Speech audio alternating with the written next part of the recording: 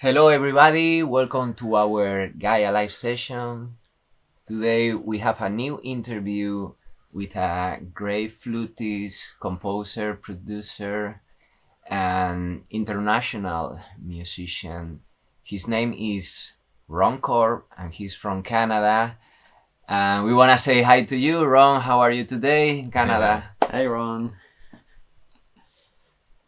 Hello, ni hao, hola, hola. Ni hao, hola, hola. Yes, Hola. we have to manage different languages from Spain to Taiwan to Canada, all around. Ron, you know, like I thought you were in Vancouver for some reason, so. Yeah, But no, I it's got that. in Toronto, you know, and the time zone was different. Is it still cold there? Where? Yeah, Okay, it's still. cold here. Well, we had a really warm day yesterday. Went up Oh, to okay. plus 14 Oh. Celsius. But now Yeah. I think it's more like plus 8 or plus 6 or something today. As I Yeah, remember, there's it's no- also like 6 months in winter time, like very cold or snowing, you know. And sometimes it's really hard to go out because it's just Yeah. too cold. Well, out it's there. similar to Boston. Similar to Boston where you were, but Yeah. but a little cold. A few colder. degrees Yeah, it's colder than Boston. By the way, is the sound okay? I'm hearing some kind of like high pitched squeal. Are you Yes, okay on your yes, side? we can Okay. listen to you perfectly. Okay, Ron, Okay. can you tell to the audience that people that don't know you yet, even you are very famous in this world music environment, but a short, brief resume of who you are, what are you doing, and what is your life about in music? In music. Okay, let's get philosophical right here early in the morning. Well, my name's Ron Korb. I was born here in Toronto, Canada. My mother is Japanese or Japanese Canadian, actually. My father's European. And I grew up in this very multicultural country and city, particularly, and which I think has actually informed my music throughout my life. I actually, when I was a kid, I wasn't actually into music. I didn't, not because of my own choice, I just wasn't exposed to it. So I was actually into painting and drawing, and actually this Wow, this painting behind me is something I beautiful. did when I was a teenager. Oh, Wow. And if you can I'm see, there.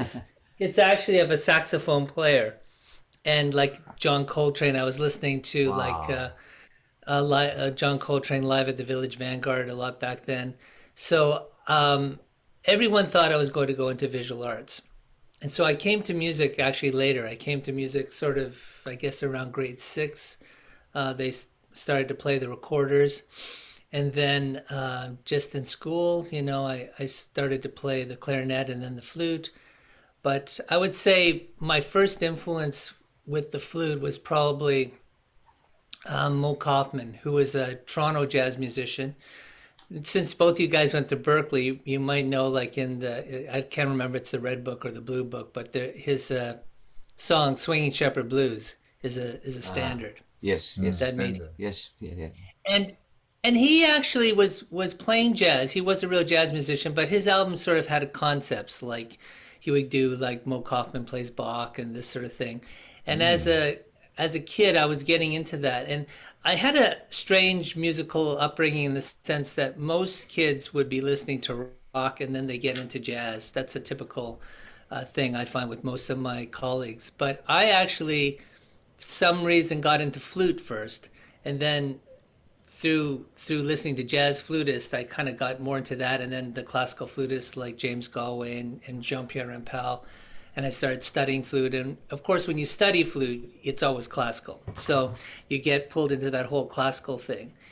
And so, you know, but I've always sort of been juggling different worlds, and the pop music and all that kind of came after I actually graduated university, or while I was in university, I got interested in rock and pop music as well.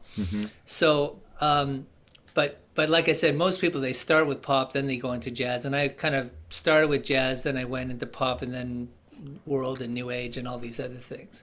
Yeah, I was surprised reading your biography that you were really into jazz since you are very young, you know, and Really into jazz. I mean, it's and not just like not just like Miles Davis and Charlie Parker, but like really into Ornette Coleman, Anthony Braxton, really kind of far out stuff, which is I think a lot of people would find interesting or funny because my music isn't like that at all. My music isn't really atonal. It doesn't really go, extended harmonies or that kind of thing. But for some reason, I just really got into it. And there was a few friends of mine in high school who were also into jazz. So we would go to jazz clubs. And so, I mean, a lot of the really big jazz artists I was fortunate enough to see in my early years, people who are just about to die off, like Ella Fitzgerald and Stan Kenton and all those people you've mentioned, like Chick Corea and people. I've seen them all live. And it's interesting that formed my early musical development. The thing is, though, I wasn't interested in saxophone. And I think that's probably why I didn't go down that route. Had I been interested in saxophone and clarinet, then I probably would become a jazz doubler. But because I was just really interested in flute, and there are some dedicated jazz flutists, it's not really a thing, if you know what I'm saying. It's not really a path like being an electric guitarist or a rock drummer or something where, your path is clear. It's not an easy path, but your path is clear. But for flute, I remember I even auditioned for a jazz college, and the first thing the guy said is, well, you're going to play sax too, right? Like, you're not just going to come here and play flute. And I said, well, no, I really just want to, and I don't know why, but I just never really was interested in saxophone. And I just never really, I mean, I love listening to it as a fan, but I just wasn't really my thing. So I think, again, that's also what kind of guided my career path the way it did. Yeah, but I think, that choice in that moment, when you choose flute, because also you play, you have a collection around like, I don't know, like 200 different flutes, and that kind of path you choose, thanks to that, you were able to produce and record a lot of beautiful soloist albums that you have. I don't know if you have around 30 albums, something like that. So it's amazing. Yeah, if you count all the compilations, it's about 30 albums. Yeah. Actually, there's another thing that I think after I graduated university, and again, I went through the whole classical thing, learning how to play like flute, like in an orchestra. And I wasn't really attracted to that either, but I finished. I did the whole 4 years and everything. And then I went through sort of I wouldn't say maybe you could call it identity crisis, what I really wanted to do, because I knew that wasn't going to be ultimately what I wanted. And so a friend of mine from university started a distribution company, and he was actually distributing New Age music. Oh. So I knew nothing about New Age music back then, but so I decided to work for him and just to help him out, and we worked together. And then I learned a lot about the whole milieu of New Age music. And what I found interesting was the way people were kind of developing their own voice. And like New Age music, particularly back then, and I would say even still now, is not so well defined. Like if you look at pop music, like every song has to be no more than 3 minutes. There's all these rules that have kind of developed. And same in jazz too. I mean, let's face it, the way, you play the head, you take turns playing solos, you trade fours, and then you play the head again. And even with the chord structures, there's a lot of rules to music once it becomes developed and sort of taught in universities and that kind of thing. I mean, there's no course for New Age music. So there's some people who are doing songs that were like an hour long, and there's some people who are doing like these little things. And then there was Tibetan sacred temple music, and there was sort of jazz influenced things like Shadowfax and different sort of bands like that. So it kind of felt right for me. And what I also realized is I was an improviser, but I realized that when you use the jazz idea and you're improvising in a new age context, it doesn't really work. It doesn't really work. And so I learned how to improvise in more like a world music style, or like a well, I don't know what a new age style is exactly, but just a more ethereal kind of style. Yeah, but when you, for example, like when you came here, to Taiwan, and we were, well, I have the honor to play with you, thanks to Cyril, that he tell me, oh, is a Canadian flute player coming, and I know you played together before. He told me already, and I listened to your music, and the World Cafe tour. And what is interesting that Chinsen and me, we have some of your albums. I have one here, like the World Cafe, and that you write like short stories. I mean, it's like short introduction of the songs. I want to ask you, like, when you produce an album with this kind of diversity, because you travel around the world and you get kind of inspiration from where you are, and I don't know, in this album is a perfect example, the world music, because World Cafe, sorry, because, you know, there is pictures from Spain, from Cuba, from, you know, like New Orleans, whatever, and how is the process when you enter in this kind of production, and how you develop from the scratch until you have the product? How is your own process to do that? Well, I'm glad you asked that question, because another thing when I was a kid that, I mean, people thought I was going to go into visual art, but the other thing I wanted to be was a filmmaker. And so I have a very strong sort of feeling of wanting to tell a story all the time when I make an album or even write a song. And it's not that the song has to be like literally, you know, a guy walks out his door and gets into a car and meets somebody. It's not that kind of literal narrative necessarily, but it's just something that sort of stimulates the imagination. And for instance, I have an album called Japanese Mysteries, which did very well, and it came out in the early 90s, 1993.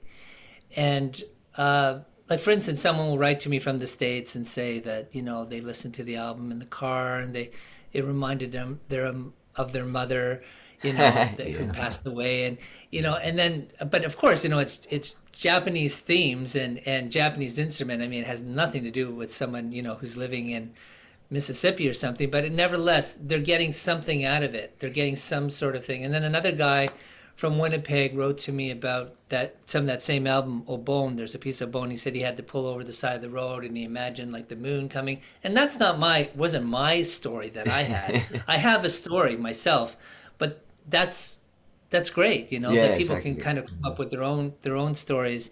But yeah, I do find that I've always done that for some reason. Asia Beauty was the same thing. You know, there's an actual literal story inside, and then the same with Behind the Mask, same with Tear of the Sun.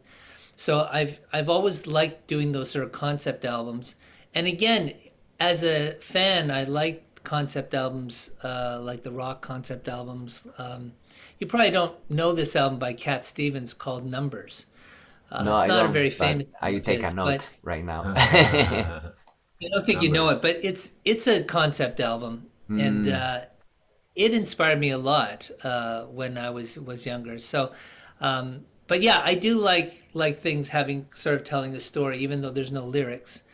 And with World Cafe, the idea was I'm pulling from the Latin world, you know, not just one country. It's not just Afro-Cuban, but there's things from Spain, there's things from South America, the Caribbean, and even New Orleans. I pulled that in because a lot of music from New Orleans is actually has a strong influence from the Latin world as well that people just don't realize.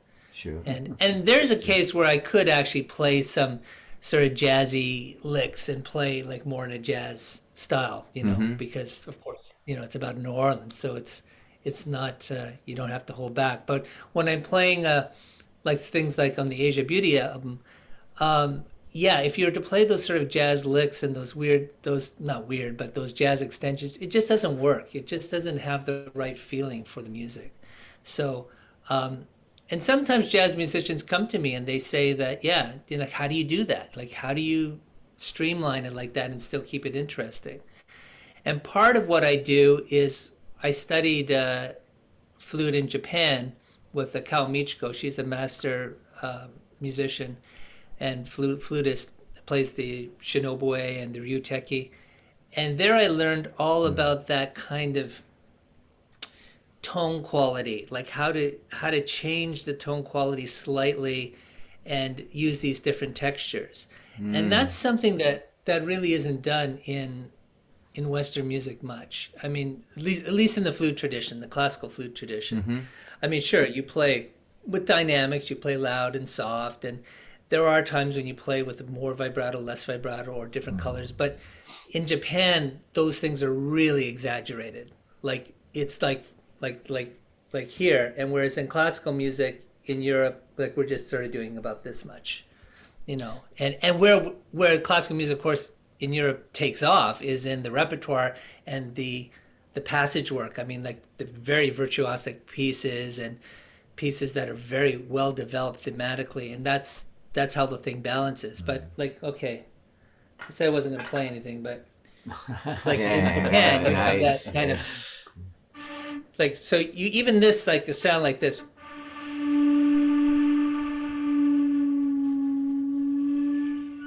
Very airy, which again in Western flute playing wouldn't even really be considered a sound in the traditional flute playing. I mean, contemporary flute is different, of course. Then you can do all kinds of stuff. But if you take a sound like more of a classical full-bodied sound,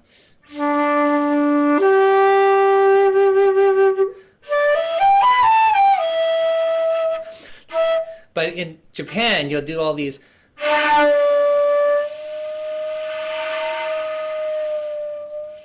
Okay.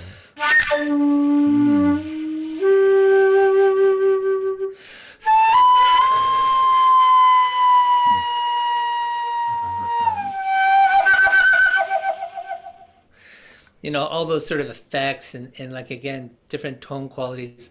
I think I must have blown out your microphone. No, actually, it sounds really beautiful.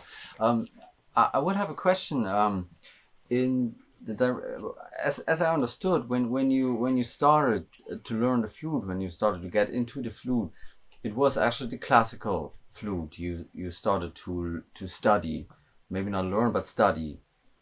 In that sense, like, did you, after getting into all that jazz, all that improvisation, did you have like the impulse to try to expand the vocabulary of the classical flute already at that time, which also kind of relates to that thing about this Japanese flute playing, like. Of course, it's not in the classical repertoire. It's not in the way the classical flute is played. But, you know, did you have that incentive to change that already, to improvise with that? Well, okay. Actually, like I said, I actually started with jazz first, but I was just self-taught, right? I was just listening to these album stuff, and then I started studying with a classical teacher. So, and then again, I got pulled into the classical world completely, you know, because it required so much practice and stuff, and I wasn't really doing the jazz at all. But what I would say is, to answer your question, in terms of classical music and sort of taking some of those Japanese techniques and applying it to, like, classical type of composition, is that sort of what you mean? Is that sort of what you're talking about? Or expand it to any kinds of improvisation or sound experiments, maybe with the classical flute. Yeah, I mean, yes and no. Like, early on, I was exposed to, like, music like from Robert Dick. I don't know if you know him, but he's a very contemporary classical flutist from the United States. And actually, I met him, believe it or not, in Japan. I mean, I'd already seen him, and I've already gone to master classes of him before, but he visited Japan when I lived there. And my teacher, my Japanese traditional flute teacher, asked me if I would care to take this guy around. I said, "Who is it?" And she said, "Robert Dick." And I go, "Wow." Right. Oh, so wow. around, and I took him around Tokyo, and we went to the flute maker where he bought his contrabass flute, which he actually is kind of one of his signature flutes. And so it's interesting. But I mean, someone like him is expanding like the repertoire of sounds quite a bit. In fact, actually, I think that flutist who had the head joint, the sliding head joint, Robert Dick was the one who invented that. Oh, wow. In previous things, in one of your previous interviews. So he's expanded those things quite a bit, but he's always done it in the context of contemporary music, and I mean atonal music, you know, like really, well, I guess we called it 20th century music, but now I guess we'll have to call it something else.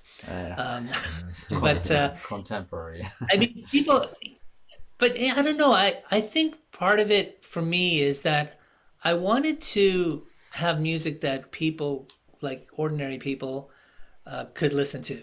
You know, I didn't want to be like a contemporary musician where you're just doing your contemporary thing and it's really great, but it's like such a small group of people that are that kind of thing. And I totally respect people who do that kind of music. But I'm saying for me, I wanted to do something that's more grand public, you know. And it's also the way I write music too. I write very melodically. And so it just all naturally went that. I wanted to play concerts. I mean, I wanted to play things where I could attract a crowd. And again, it's not coming from sort of like, oh, I'm going to attract a crowd by doing this. It's more just, that's how I just naturally felt about it. And even if I took like, for instance, you know, those early influences in flute, like Mo Kaufman, his music was very melodic as well. So I wanted music that people could relate to. And I'm not one of these people who wants to make this little thing and it's going to just sit on my shelf. I want it to at least be appreciated by or to connect with a certain amount of people. I'm not talking about a mass public, but a certain amount of people. Of course.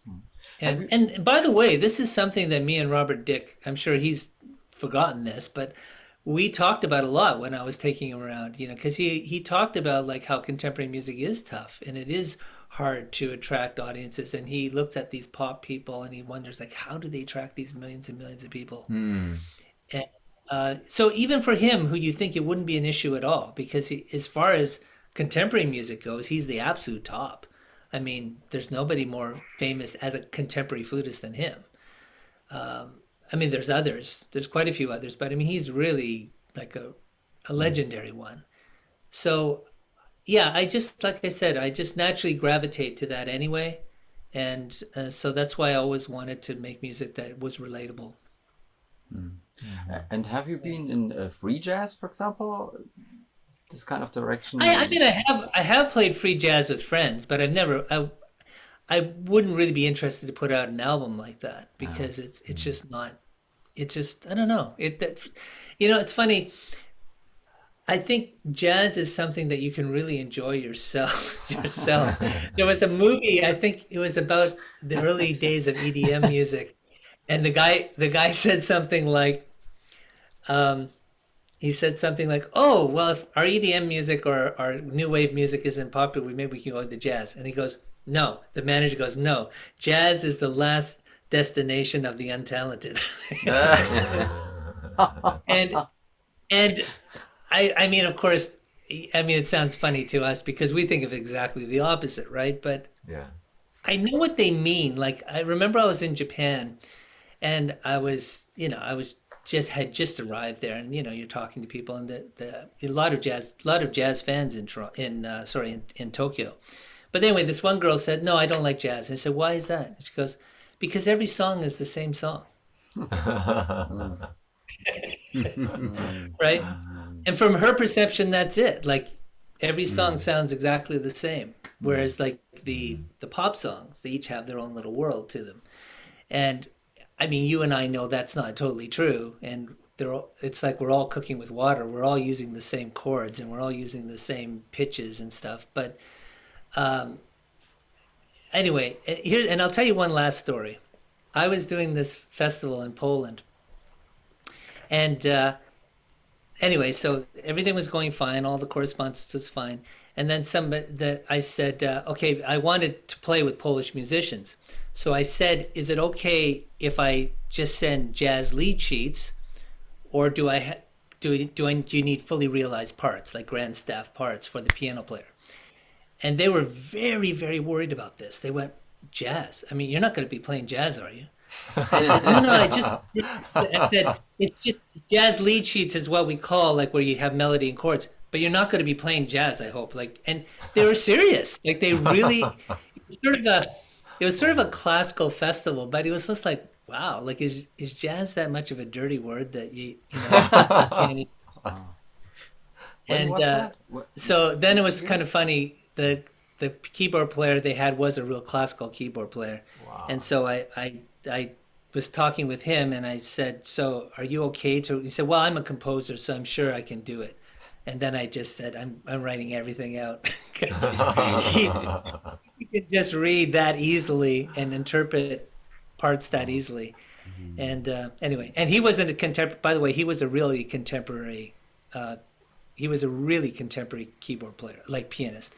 In fact, he had a contemporary group and he said, when we're asking, what kind of music do you like? And he says, well, I don't like melody and I don't like rhythm. So that's contemporary. Anyway, it all worked out. It always does. Yeah. Hey Ron, you came to several times to Taiwan, and that's also how we met in probably like 18 years or 17 years ago. Yeah. How do you look at this? There it is. What is ginseng? Who is? I want to. What? Who is ginseng? You guys all look so cute. Yeah, that's my first album in 2004. That's also how we met in the TV show. When he was a pop star here. Oh, here we go. You guys look like BTS or something. Here we go. Yeah. Looking there. That was the second one. I can't even tell. Is this you? Yeah. Come on, everybody looks the same or what? I can't even tell. Yeah. Teenagers. So okay, can you set it up for the audience how we met? Yeah. That's we went to have a TV show called 综艺大哥大. The host is Zhang Fei. He's a very famous host in Taiwan. Actually, the whole Mandarin speaking culture. He's very famous host, and we were so nervous because he requires to play Chinese instruments and then with Beatles song. So we choose like our Yellow Submarine. But I remember I have to play pipa. So I tried to learn how to play pipa in 1 week, and then we went to the TV show to play Yellow Submarine in those Chinese instruments. It's very funny. And then in the backstage, we met you, and at that time I didn't realize how you introduce yourself, who you are. We talk a little bit. It's a long time ago. We talk a little bit in the backstage.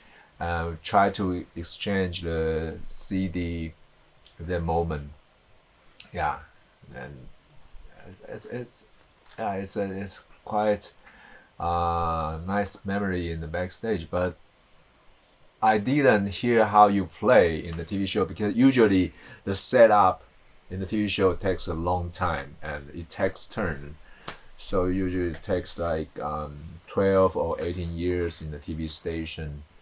Mostly we are just waiting the setting. Yeah. Hours. Yeah. So it's fantastic experience. We need to find that recording. I wanna watch that. I have to tell you my side of that story because that's one of the craziest things I ever did. Now I had been to Taiwan before, but this was I signed to Jingo Records. Oh yeah, or Jingo Record, yeah. And so they wanted to do a promotion tour. So that time I went, it was just purely for promotion. Then I came back with my band, and then we played at the Zhongshan Junction Hall and did 2 nights there actually. Nice. But this was just promotion. So I flew from Toronto Okay, so I flew, and the flight is like 14 hours. And even before the flight, it wasn't like I was sleeping or something. I mean, I was doing something during the day. So that was 14 hours. So I've basically been up for, I don't know, 36 hours or something like that. And then I get to Taiwan and Taipei Airport, or Taoyuan Airport, at 6 a.m. They pick me. They take me to the airport. Now, okay, so 6 a.m. is my 6 p.m., so I feel fine. I feel energetic, right? So they take me to the hotel room for just 1 hour, so just enough to shower and stuff. And then they want to take me to the office at 9 o'clock. And so I'm meeting everybody and blah, blah, blah, blah, blah. And then from there, we go to the TV station at 3 o'clock, and they say, okay, this TV show is a huge show. Our record label's only ever had one other artist on this show. This is like like the Tonight Show, but in Taiwan. And so just putting a little bit of pressure on me, right? But the thing is, now I'm starting to get tired because now it's 3 o'clock, 3 a.m. in Toronto. And then, there was a few hours before we even started, like at least 2 hours, right? I can't remember. Do you remember when they started actually taping the show? Like what time of day? Like, I think it's after dinner, like 8 p.m. or 9 p.m. And something they keep like doing it until midnight, well. like 2 a.m., 3 a.m. They won't stop. And here's the other thing. So, Folk, you live in Taiwan, obviously, right? Yeah. Since 2 years, yes. But I traveled before. I traveled a couple of times between Europe and Asia, so I experienced this very strongly. This is what you just were going to describe. Well, yeah, the strong jet lag. But you notice that a lot of these big events in Asia and China and places, like, they take all day to set up, and they take all day. And this is sort of, like I said, from 3 o'clock, we didn't start taping till 8. I was absolutely, completely exhausted, like unbelievably exhausted. And then on top of it, remember that we had to sit in those little chairs, those little like we're in, and we're on camera the whole time. Like,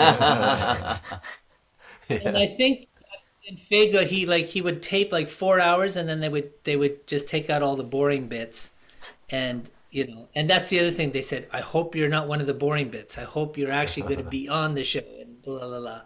Wow. And I just remember being so tired, and they kept sort of changing. Oh, we want you to say this in Chinese, and so learn how to. And then they come back like half an hour later. Oh no, forget about that. We want you to say this now. And it's just like, I didn't speak Chongwen at all. Like I didn't speak Chinese at all, right? So, and there's just all this sort of thing, and I'm just more and more tired, and just like barely. So I remember sitting there when they're filming, and we're in those little desks, and I just felt like falling asleep, and I just had to force myself to stay awake, like just don't fall asleep. Oh my God, that was incredible. So hard for you. Sorry for that, but it is. But it's a reality, the biggest entertainment show in Taiwan. Yeah. It's a reality when you are a international artist like that. People, you have to know everything looks like we are on the stage and enjoy. It's all what is going on around many hours between traveling, setting up, and things like that. So Chinese saying that 10 minutes on stage takes 10 years of practice or something like that. This literally took. Oh my God, that was incredible. That was just incredible. So after that one TV show, how many times you came back to Taiwan since now? Yeah, no, I've come back many times, and to China, mainland China as well. China too. But anyway, like I said, I've never actually seen the tape of that show. Never. I've never seen it. Okay, like a lot of things. He will work on that. He's working on that. He will do his best. Yeah. Right? Let's see how it goes. Yeah. Ron, one more question. Okay, talking about Taiwan. Okay, what is your impression about Taiwanese audience, or the concerts you had here? What is your impression about Taiwan in general? Oh well, I mean, I always loved coming to Taiwan, and it's the first time I think I was in Taiwan. I think it was 2000 or even in the 90s. I think it was 1995. Yeah, 1995. Wow. So I've really seen the country change. Like back then, it didn't have the subway yet in Taipei. It was working on it, and the whole city was sort of like in chaos. I guess it's always, but it was really in chaos because there's no metro, and it was all being built, and it was that, and people thought they'll never finish it and stuff. So I actually have had the connection with Taiwan then. So when they call me the brother-in-law of Taiwan, they're not kidding. And no, I like Taiwan because it's so much more developed in terms of the people and their mindset and their friendliness, and they've had democracy for a long time now, and capitalism, I guess, too. Not that that's a great thing to say, but I mean, nevertheless, there's sort of that ease. I think it's a pretty easy country to adapt to if you're a Westerner, and, as you must see, right? You know, Jose, definitely. Yeah. No culture And shock. and so no, I've always, and the big news is I was going to say is we're actually building an apartment in Taipei. So Really? I'm Wow. actually yeah, because my wife is Taiwanese, as you know, and her family, they're building an apartment building. So we're involved in that. So In which city? So, Taipei or Taichung or Taichung? Or Taichung? Yeah. Can you repeat? Sorry. Taichung. Taichung, Yeah. Okay. wow. Yes. Okay. Yeah.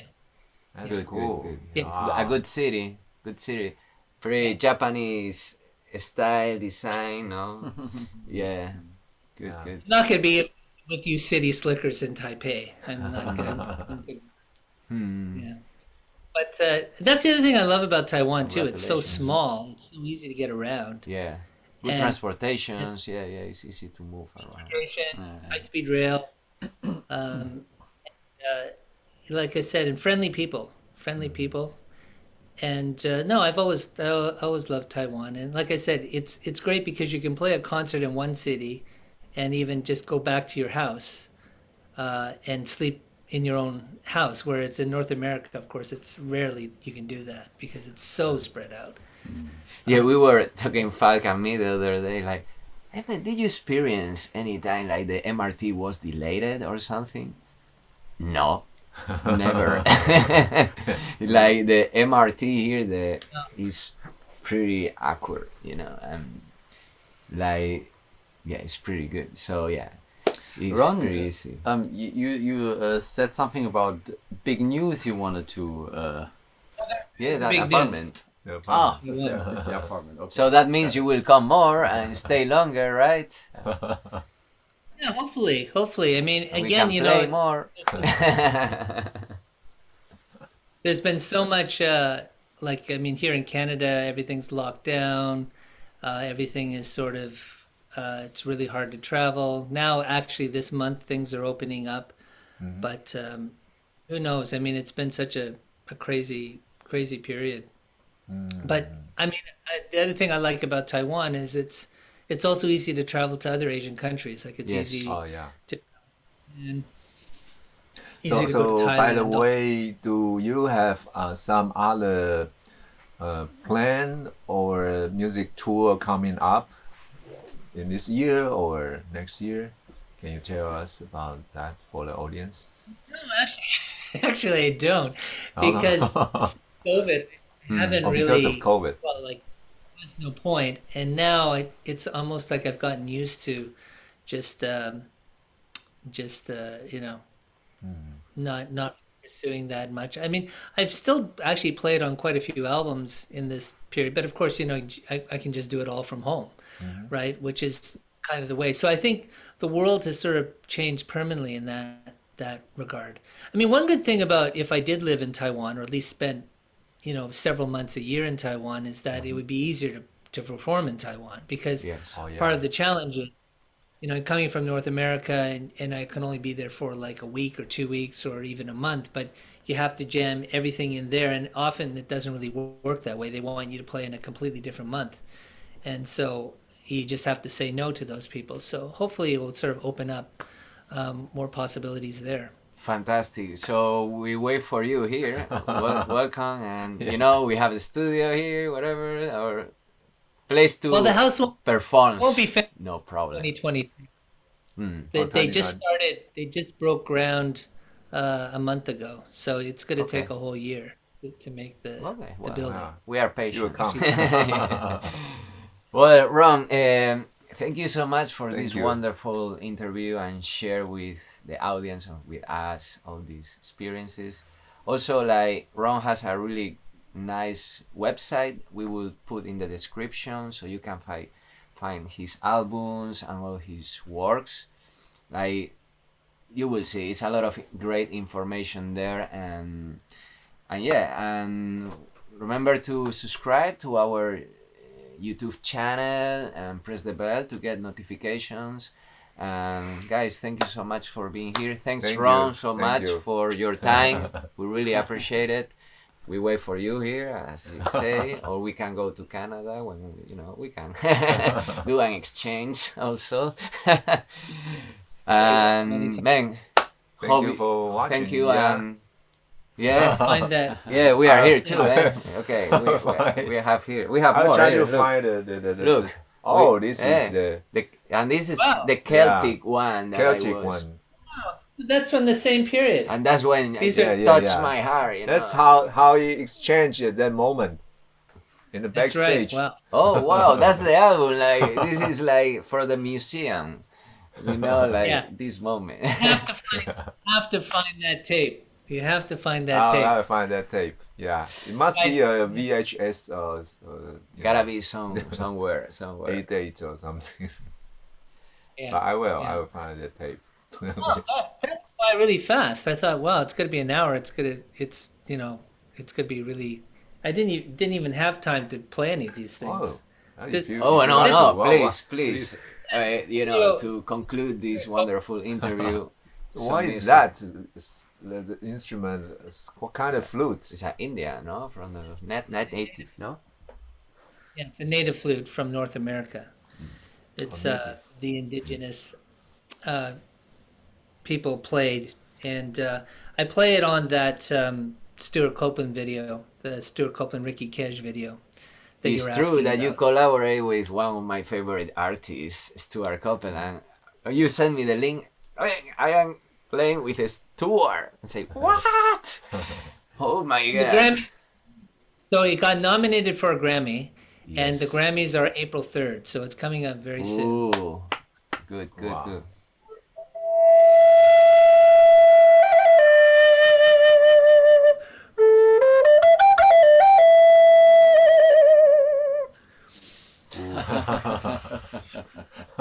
Beautiful. That's fun. Nice. But so the best luck. You also you were nominated before also. Anyway, you can find all the information in your website, but Ron is so great. You will see. Yes. Thank you, brother. Take care and hope see you soon. Yeah. Peace and love. Okay. Take care. Bye. Bye. Bye.